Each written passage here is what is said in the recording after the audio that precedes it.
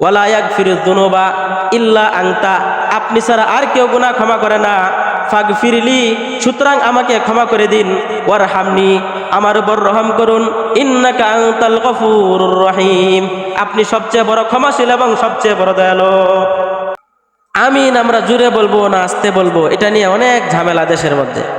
অথচ ইমাম সাহেব যারা আছেন, যারা মুস্তাহিদ উলামায়ে কেরাম আছেন, যারা নাকি হাদিস গবেষণা করে, কোরআন গবেষণা করে মাসালা বের করছে, তাদের মধ্যে এত ঝগড়া নাই যতটুক ঝগড়া আমরা করি। এই আমিন আমরা জুড়ে বলবো না আস্তে বলবো, এ সম্পর্কে একটা সুন্দর সমাধান দিচ্ছি, ভালো করে মনোযোগ দিয়ে শুনবেন, আশা করি বুঝে আসবে। আমিন বলা, আমিন শব্দের অর্থ হচ্ছে আল্লাহ তুমি কবুল করো। আমিন শব্দের অর্থ কি? আল্লাহ তুমি কবুল করো। যেমন ওই যে ইমাম সাহেব যখন দোয়া করে, আল্লাহ অমুকের ঘরের মধ্যে বরকত দান করো, তখন আমরা কি বলি? আমিন, মানে আল্লাহ কবুল করো। তাহলে আমিন এটা হচ্ছে একটা দোয়া। এটা কি? আমিন কিন্তু সূরা না, এটা কোনো কেরাত না, আমিন হচ্ছে একটা দোয়া। কারণ আমিন শব্দের অর্থ কি? আল্লাহ তুমি কবুল করো। এখন এটা আমরা জুড়ে বলবো না আস্তে বলবো? প্রথমে কথা হলো, কোরআনের মধ্যে এটার কোনো বিবরণ নেই, হাদিসের মধ্যে পাওয়া যায়। এই আমিন জুড়ে বলবো না আস্তে বলবো এই সম্পর্কে সবচেয়ে ইনসাফপূর্ণ কথা হলো, নবীজি নামাজের মধ্যে কখনো আমিন জুড়ে বলেছেন, আবার আস্তেও বলেছেন। এটা হাদিসের মধ্যে পাওয়া যায়। ইমাম নবীজি আমিন জুড়েও বলেছেন, আস্তেও বলেছেন, উভয়টারই হাদিস আছে। কিন্তু এখন প্রশ্ন হলো, নবীজির সকল হাদিসের উপর আমল করা জরুরি কিনা? এটা একটা প্রশ্ন, ভালো করে খেয়াল করবেন। হাদিস কিন্তু বলা হয় কাকে? নবীজির সমস্ত কাজ, কথা এবং সমর্থনকে বলা হয় কি? হাদিস। হাদিস আর সুন্নত দুইটা কিন্তু ভিন্ন জিনিস। হাদিস হচ্ছে নবীজির কথা, কাজ, সমর্থন, আর সুন্নত হচ্ছে নবীজি উম্মতে আমল করার জন্য যেই কাজ বলে দিয়েছেন, সেটার নাম হচ্ছে সুন্নত। নবীজির সমস্ত কাজ, সমস্ত হাদিসের উপর যদি আমল করা জরুরি হয়ে যায়, তাহলে আমরা তো দেখি, আমরা জানি নবীজি বিয়ে করেছেন কয়টা? 11টা। আমাদের 11টা বিয়ে করা লাগে, কিন্তু এটা তো আমাদের জন্য হারাম 11টা বিয়ে করা। সর্বোচ্চ কতটা বিয়ে করা যাবে একসাথে? 4টা। এটা আমরা সবাই জানি। তাহলে নবীজির সমস্ত কাজের উপর আমরা আমল করতে পারবো না। উনি নবী হিসাবে, উনি রাসূল হিসাবে উনি স্বতন্ত্র, উনার জন্য আল্লাহ তাআলা ভিন্ন বিধান রেখেছেন। উনি সারা জীবন, উনার তো সমস্ত গুনাহ মাফ, উনি মাসুম। তারপরেও সারা জীবন যে পরিমাণ ইবাদত করে গেছেন, আমাদের পক্ষে সম্ভব না। তাহলে বোঝা গেল নবীজির সমস্ত হাদিসের উপর আমল করা কিনা জরুরি না।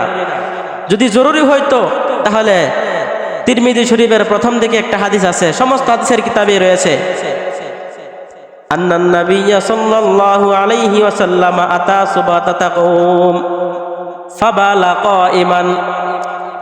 নবীজি একবার এক গোত্রের কাছে আসলেন, সেই গোত্রের কাছে, সেই সমাজের কাছে যাওয়ার পরে ফাবালা কাইমান, নবীজি দাঁড়িয়ে প্রস্রাব করেছেন।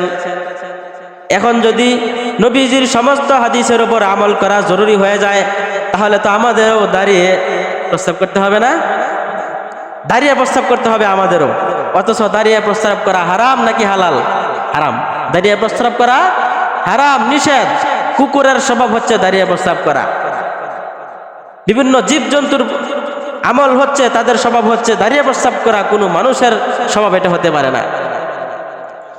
তাহলে নবীজি দাঁড়িয়ে প্রস্রাব করেছেন এই গোত্রের কাছে যাওয়ার পরে। এখন বলেন, যদি নবীজির সমস্ত হাদিসের উপরে আমল করতে হয়, তাহলে তো আমাদের দাঁড়িয়ে প্রস্রাব করতে হবে, অথচ এটা সম্পূর্ণ হারাম। তাহলে বুঝতে হবে নবীজি কোন কাজ কেন করেছেন, এটা বোঝা জরুরি। যদি নবীজি আমাদের জন্য করে থাকেন, নবীজি যদি উম্মতকে দেখানোর জন্য করে থাকেন, নবী যদি সেটা শরীয়ত হিসাবে করে থাকেন, সেটাকে আমাদের আমল করতে হবে, নয়তো আমল করা যাবে না। নবীজি সেই এলাকায় গিয়ে দাঁড়িয়ে প্রস্তাব করেছিলেন কেন? ঐতিহাসিকরা লেখেন, মুহাদ্দিসিনে কেরাম ব্যাখ্যায় লেখেন, যে জায়গায় নবীজি গিয়েছিলেন সেই জায়গার মধ্যে, সমস্ত জায়গার মধ্যে নাপাকি ভরপুর, শুধু নাপাক আর নাপাক, সেখানে বসে প্রস্তাব করার মতো কোনো পরিস্থিতি নাই। এই কারণে নবীজি দাঁড়িয়ে প্রস্তাব করেছেন। তাহলে নবীজি কোন কাজ কেন করেছেন এটা যদি আমরা জানতে পারি, বুঝতে পারি, তাহলে আমাদের জন্য ক্লিয়ার হয়ে যাবে আমরা কোনটা আমল করব। আরেকটা হাদিসের মধ্যে আছে, একবার উরাইনা একটা জাতির নাম, এই উরাইনাবাসী নবীজির কাছে আসছে, মুসলমান হওয়ার নাম ধইরা তারা আসছে, মুসলমান হবে বলে। নবীজির কাছে আসার পরে তারা আসছে ভিন্ন একটা দেশ থেকে। মদিনায় আসার পরে মদিনার যে আবহাওয়া এটা তাদের অনুকূলে না, এটা তাদের শরীরের জন্য মানানসই না। উরাইনাবাসী যখন মদিনায় আসলো, আসার পরে মদিনার আবহাওয়া তাদের অনুকূলে না হয়, তারা অসুস্থ হয়ে গেছে, তাদের পেট খারাপ হয়ে গেছে, অনেক ধরনের অসুস্থতা দেখা দিছে। তখন তারা নবীর কাছে এসে বলল, ইয়া রাসূলুল্লাহ, আমাদের তো এই অসুস্থ হয়ে গেছি আমরা, এখন আমাদের কি করণীয়? তখন নবীজি বললেন, ইশরাবু মিন আবওয়ালিহা ওয়া আলবানিহা। নবীজি তাদেরকে বলে দিয়েছেন, তোমরা ওই উপত্যকায় যাও, সেখানে গিয়ে দেখো কিছু উট আছে, সেই উটের প্রস্রাব পান করো তোমরা, আর দুধ পান করো। কথা ক্লিয়ার না? নবীজি তাদেরকে বলছেন তোমাদের এই রোগ ভালো হবে কিসের মধ্যে? উটের প্রস্রাব পান করার মধ্যে আর দুধ পান করার মধ্যে। তাহলে নবীজি তো এটাও আদেশ করে বলেছেন উটের প্রস্রাব পান করো। আমরা কি নবীজির এই হাদিস মানি? উটের প্রস্রাব, বিভিন্ন পশুর প্রস্রাব, এটা কি পাক না নাপাক? নাপাক, এবং এটা হারাম। তাহলে উট একটা হালাল প্রাণী, তারপরেও এটা নবীজি খাওয়ার জন্য বলেছে এক জাতিকে, নবীজি আদেশ করেছেন, এটা নবীর হাদিস, তারপরে আমরা এটার উপর আমল করি না কেন? কারণ এটা বলার একটা কারণ আছে। ওই উরাইনাবাসীকে নবীজি বলেছিলেন এই কথাটা তাদের রোগের জন্য, এটা এই একমাত্র কারণ, তাদের জন্য এটা খাস, এটা তাদের সাথে বিশেষায়িত, এটা সমস্ত উম্মতের জন্য প্রযোজ্য না। ঠিক তদ্রূপ আমিন আসতে বলবো না জুড়ে বলবো, এই ক্ষেত্রে আমরা হাদিসের মধ্যে পাই নবীজি জুড়েও বলেছেন, আসতেও বলেছেন, কিন্তু কোনটা কোন কারণে বলেছেন এটা কারণ যদি আমাদের কাছে স্পষ্ট হয়ে যায় তাহলে মাসালাটা স্পষ্ট হয়ে যাবে। ইয়ামান নামক একটা দেশ, নাম শুনেছেন আপনারা? এই ইয়ামান এলাকার একটা লোক, একজন সাহাবী, নাম হচ্ছে তার ওয়াইল। নাম কি? ওয়াইল ইবনে হুজর। এই ওয়াইল আল ইয়ামানি নামক সাহাবী নবীজির কাছে আসছেন। তিনি অনেক দূর থেকে আসছেন মদিনাতে।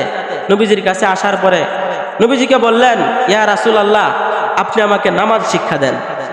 আমি তো ইসলাম গ্রহণ করেছি, আমাকে নামাজ শিক্ষা দেন, আমার বাড়ি অনেক দূরে, আমি নিজে গিয়ে কিভাবে আমল করব, মানুষদেরকে কিভাবে দাওয়াত দিব, আমাদেরকে শিখিয়ে দিন আমাকে। তখন নবীজি তাকে লাগাতার 20 দিন নবীজি তাকে নিয়ে নামাজ পড়েছেন, না নবীজির পিছনে রাইখা, বলেন সুবহানাল্লাহ।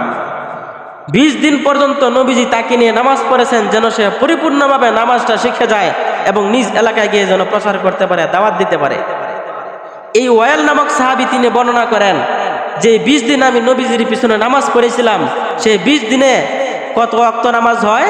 প্রতিদিন যদি 5 ওয়াক্ত হয় তাহলে 20 দিনে 100 ওয়াক্ত নামাজ, 5 বিসঙ্গে 100 ওয়াক্ত নামাজের মধ্যে নবীজি 3 ওয়াক্ত নামাজে শুধুমাত্র আমিন জুড়ে বলেছেন, বাকি 97 ওয়াক্তের মধ্যে নবীজি আমিন বলেছেন আস্তে।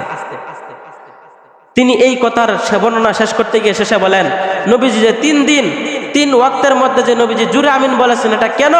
যেন আমি শিক্ষা গ্রহণ করি যে গায়রিল মাগদুবি আলাইহিম ওয়ালা দাল্লিন বলার পরে আমিন বলতে হয়, এটা যেন আমি শিখে নেই। নবীজি যদি আমিন জুড়ে না বলতেন তাহলে সেই সাহাবী কেমনে শিখতো? কথা বুঝেন নাই মনে হয়। যদি প্রতিদিন প্রতি ওয়াক্তে যদি আমিন জুড়ে বলা জরুরি হইতো, আমিন যদি বলা ফরজ হয়ে যেত, তাহলে নবীজি প্রত্যেক ওয়াক্তের মধ্যে নবীজি জুড়ে আমিন বলতেন। কিন্তু এই ওয়াইল আল ইয়ামানি সাহাবীর বর্ণনা থেকে বোঝা যায় যে 3 ওয়াক্তে নবীজি জুড়ে আমিন বলেছেন তাকে শিক্ষা দেওয়ার জন্য যে আমিনটা বলতে হয়, কিন্তু তোমরা আসতে বলবা। বাকি 97 ওয়াক্তের হাদিস আমলের মাধ্যমে বোঝা যায় আমিন বলতে হবে আসতে। এটা গেল হাদিস। এবার আসে আমরা কোরআনের মধ্যে কি বলে। আল্লাহ তাআলা বলেন, উদউ রাব্বাকুম তাদাররুআন ওয়া খুফিয়া, তোমরা তোমাদের প্রতিপালককে ডাকো। উদউ রাব্বাকুম, তোমরা তোমাদের প্রতিপালককে, তোমাদের মালিককে ডাকো। তাদাররুআন, বিনয়ের সাথে, ওয়া খুফিয়া, এবং আস্তে আস্তে ধীরে ধীরে। আল্লাহ তাআলাকে ডাকার ক্ষেত্রে আমরা যদি জোরে সোরে ডাকি তাহলে সেটা বেয়াদবিমূলক হয়ে যাবে। বুঝেন নাই কথাটা? আল্লাহ তাআলা কোরআনে বলতেছেন, উদউ রাব্বাকুম তাদাররুআন, বিনয়ের সাথে ডাকো। বিনয় মানে কি? আল্লাহ তুমি কবুল করো, এটা বিনয় না। বিনয় হচ্ছে কি? আল্লাহ তুমি কবুল করো। ধীরে ধীরে বলা। আমরা যখন আমাদের বাপ দাদা যারা সম্মানিত লোক তাদের সাথে যখন কথা বলি, বিশেষ করে যারা মনে করেন নেতা ফেতা আছে এলাকার, তাদের সাথে কথা বললেও কি জুড়ে বলে কেউ? তাহলে আল্লাহ হচ্ছেন রাজাধিরাজ, সবার বড় রাজা, তিনি সর্বময় ক্ষমতার অধিকারী, ওনার সাথে কথা বলতে হলে অবশ্যই বিনয় এবং ধীরে ধীরে বলতে হবে। আস্তে বললে কি আল্লাহ শুনবেন না? অবশ্যই শুনবেন।